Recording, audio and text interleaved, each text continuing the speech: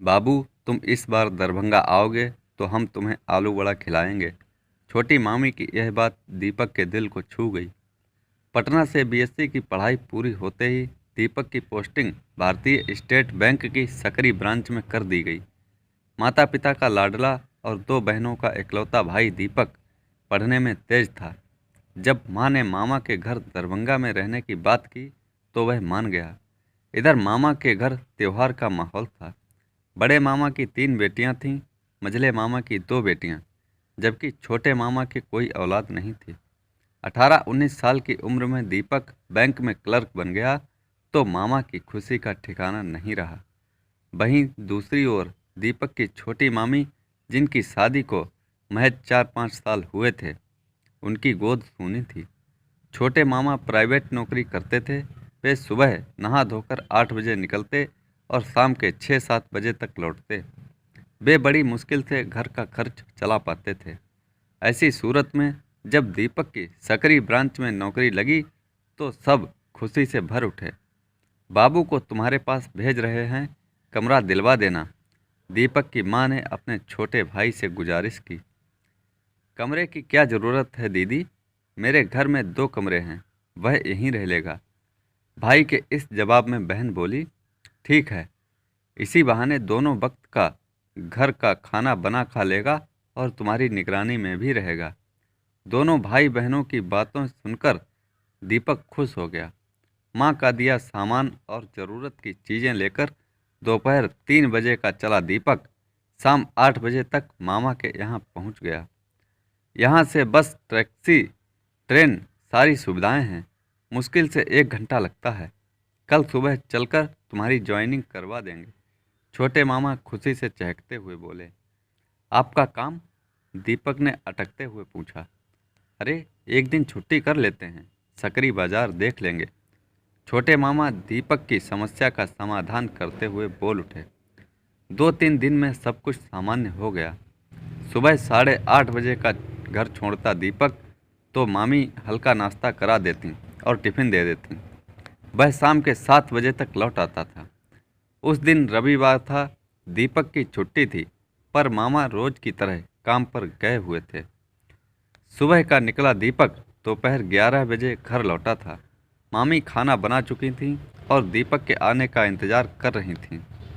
आओ लाला, जल्दी खाना खा लो, फेरे बाद में लेना। मामी के कहने में भी मजाक था। बस अभी आया, कहता हुआ दीपक कपड़े बदल कर और हाथ पैर धोकर तौलिया तलाशने लगा। तुम्हारे सारे गंदे कपड़े धोकर सूखने के लिए डाल दिए हैं, मामी खाना परोसते हुए बोली। दीपक बैठा ही था कि उसकी नज़र मामी पर गई।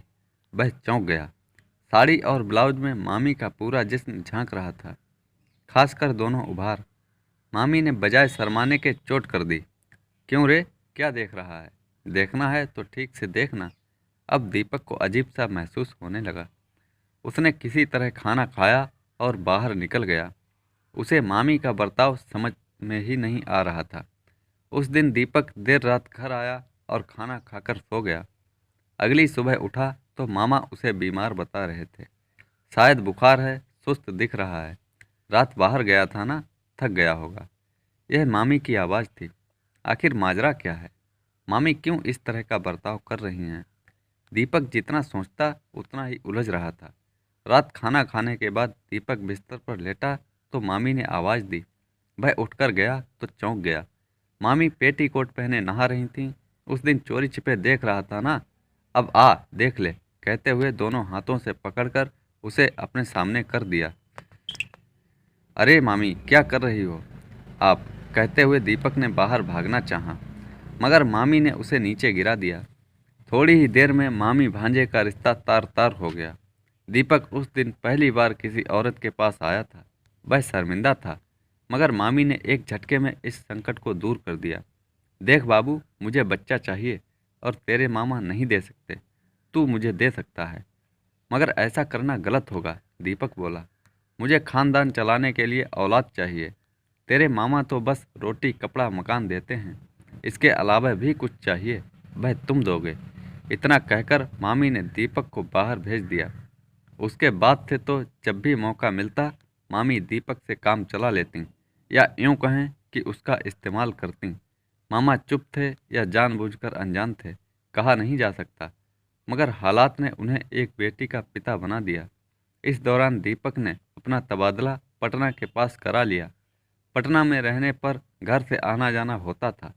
छोटे मामा के यहाँ जाने में उसे नफरत सी हो रही थी।